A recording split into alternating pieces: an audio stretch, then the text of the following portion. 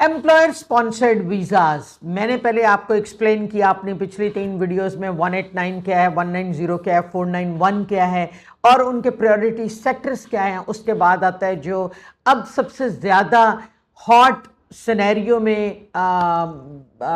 Address होने वाला visa है, वो है employer sponsored category. Employer sponsored category की भी डिस्ट्रीब्यूशन है, मतलब उसमें क्रिटिकल स्किल शॉर्टेज में भी लोग उठाते हैं, मतलब एम्प्लॉयर उनको पिक करता है। उसके अलावा जो मतलब जनरल लेवल पे आने वाले और लोएस्ट प्रायोरिटी पे आने वाले, ये तीनों कैटेगरीज मौजूद हैं। एम्प्लॉयर स्पॉन्सर्ड कैटेगरी में आने वाले 482 सब क्लास है, 186 है, 494 है, 482 सबसे ज़्यादा लोगों को समझ आती है सब क्लास की। उसके अलावा 407 जो ट्रेनिंग वीज़ा है, जो कि मतलब आपको क्वालिफाई करना होता है कि आप ट्रेनिंग के लिए जा रहे हैं उस मुल्क में, वो एम्प्लॉयर स्पॉन्सर्ड, ये सब कैटेगरीज एम्प्लॉयर स्पॉन्सर्ड हैं।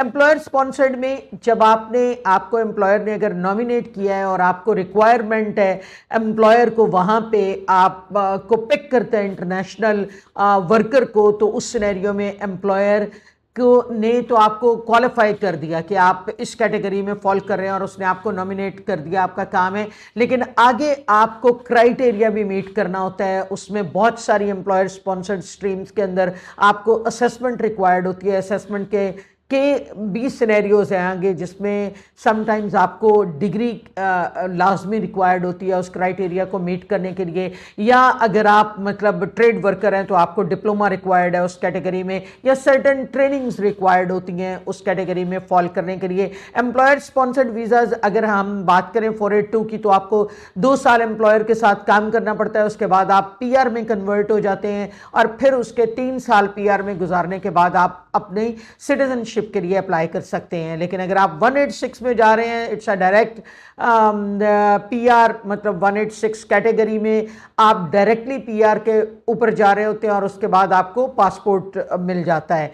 तो ये कैटेगरीज को अगर आप समझते हैं और आपको लगता है कि आप एम्प्लॉयर स्पॉन्सर्ड वीज़ा के लिए अप्लाई कर सकते हैं, तो उसके लिए आपने अपना प्रोफाइल उस हिसाब से रेडी करना है। आपका CV जो है वो ऑस्ट्रेलिया की डिमांड, मार्केट डिमांड के अकॉर्डिंग होना चाहिए। वहाँ पे आपको मार्केट में जो जॉब डिस्क्रिप्शन रिक्वायर्ड होती है उस क्राइटेरिया को मीट करना होता है, क्योंकि ये ज़रूरी नहीं है कि आप यहाँ पे काम कर रहे हैं, रेलेवेंट फील्ड में काम कर रहे हैं, लेकिन काम की नौयत वाइडर है या शॉर्टर है, उन सारी चीज़ों को आपको मीट करना होता है और उसका क्या क्या क्राइटेरिया है वहाँ पे।